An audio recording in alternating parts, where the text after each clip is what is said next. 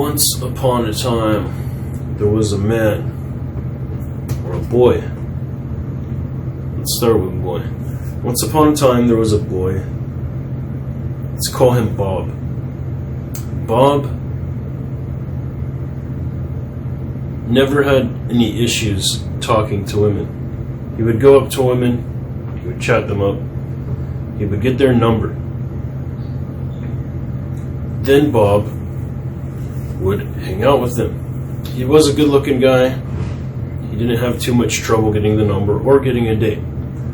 But once he was on the date, he was very nice. He would chat up the woman, entertain them, but at the end of the date, the woman would always be like, "Thank you for a lovely time. Maybe we'll hang out another time. I'll call you." Later, the woman leaves, but she never calls him. Bob texts the woman, asking her what she wants to do, if she wants to hang out again. She said, "Oh no, Bob, sorry, I'm seeing someone now." Okay? This happened over and over again. And sometimes he would get lucky and he would get somewhere. But most of the time, it's failed miserably. It would always be the same thing. "Oh, I had a lovely time. I'll hit you up another time if I want, and if I feel like going out." But like before, they never did. Okay? So this happened, and eventually Bob met a girl and got married to the girl. Settles down with the girl. Okay? In the beginning, on the honeymoon,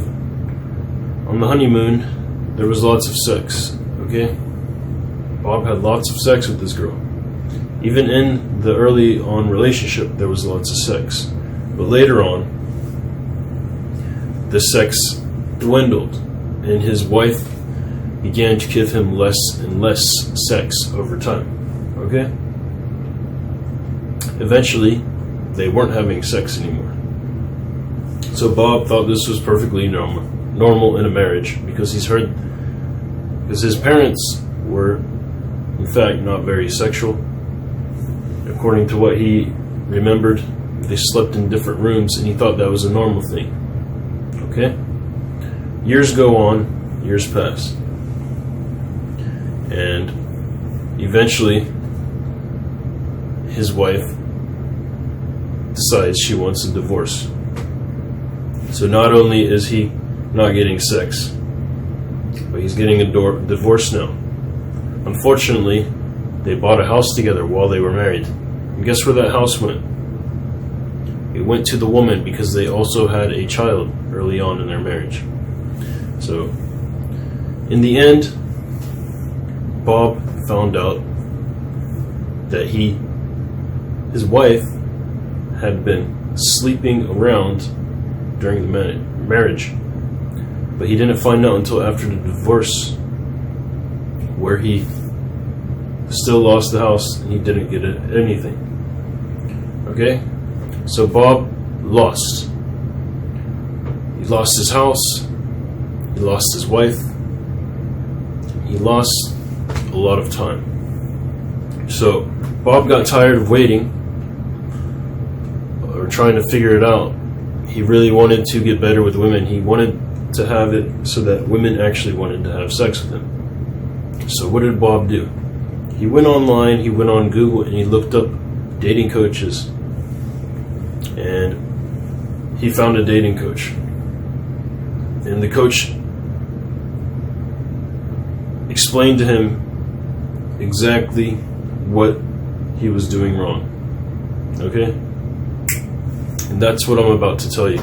Today I'm going to give you a list of sexual triggers that allow a woman to actually want to have sex with you. Okay? These are the things that make a woman want to have sex with you. Okay? So that you don't end up like Bob. So that you don't waste your time. So you don't lose your house.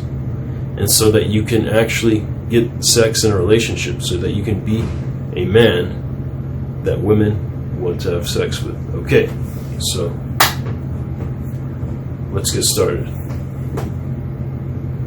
The number one reason that women usually want to have sex with a man is validation. And validation can be also pre-selection. If you don't know what pre-selection is, it's because a woman saw you either with a group of friends that in some way they treated you in a way that made you seem important to them, or that they looked up to you. And the woman saw this.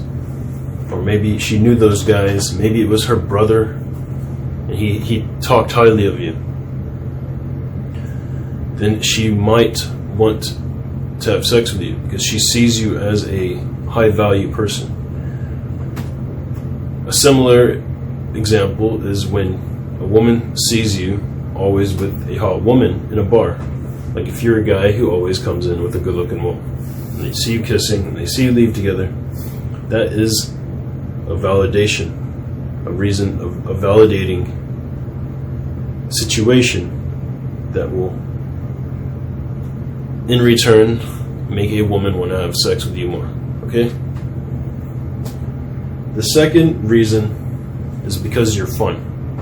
A good example would be someone who dances well, a man that dances well. If you know anybody who is a good dancer, I know a few, and many of them are not that good looking, but they are good at what they do, they're good at dancing, and they're good at having fun, or allowing that feeling of fun to manifest within them and the female. So they trigger this woman's emotions. They're having fun with the woman. The woman is entertained. She likes dancing. A lot of women like dancing. Okay? So a good way to do this is simply to learn how to dance. Or you can just be an outgoing guy, a witty guy, like Zach Galifianakis for one. Somebody who's funny, who's clever, who's witty, who always has a funny response to everything. That's not stupid and lame, but interesting. That's number two. That's the number two sexual trigger. So we already said the first one, which is validation. The second one is being fun. Now we're on the third one. And the third one is not so romantic. Or it could be, but most of the time it's not. Third one is you're the last fucking option, okay? I don't know, maybe you've been in a bar and seen this before, but if you're out, like, well, a good way to take advantage of this is to go out here in New York. Like, when I go out in New York, sometimes I go out on the weekdays, which a lot of people would say, oh, it's worthless to go out because there's nobody out, okay? But luckily for me, I live in Manhattan, where a lot of tourists come through. So sometimes tourists make the mistake of coming to New York and going out on the weekdays. And the weekdays are, during the winter, are even more horrible. So guess what? I take advantage of this and I go out sometimes on these weekdays, sometimes mostly Monday. And I go to some bars and walks in 3 girls, sometimes more. And there's nobody in the bar, but there's no other bars that have anybody around it either. So me and maybe 2 other guys, usually just me or 1 other guy, are in the bar. So the women are bored, they've already been to 4 bars. So they just give up and they come to the bar, they have a drink, and then they start talking to me. We talk, we have fun, I'm not too arrogant, I'm not too much of a douchebag. I might not be the actual perfect guy that they're looking for, but I'm there and I'm not posing any threat. So lo and behold, a couple hours go down and it's about closing time. They have a few drinks in them. So the women are bored, they have a little bit of alcohol in them, they're horny, they're not in a relationship, they're all single. So what happens? They pick the only fucking option, which is me. And I have had a lot of success with this in the past, and I'm sure many of you have also.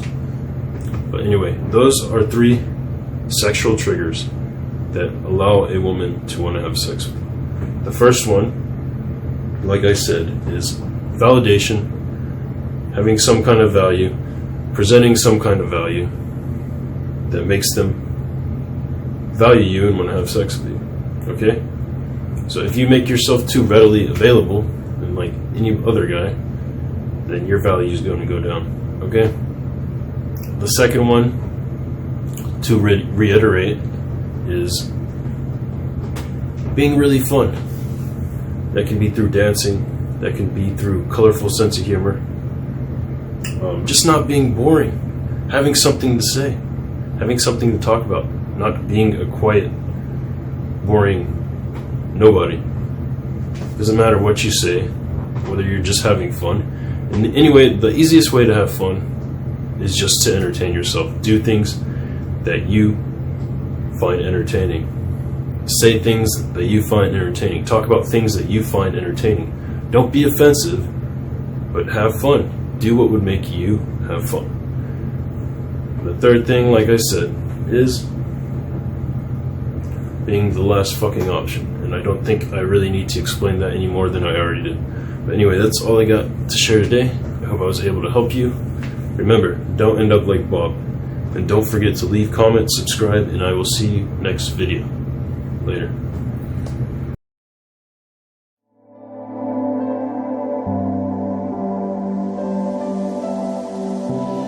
glorybe9night.com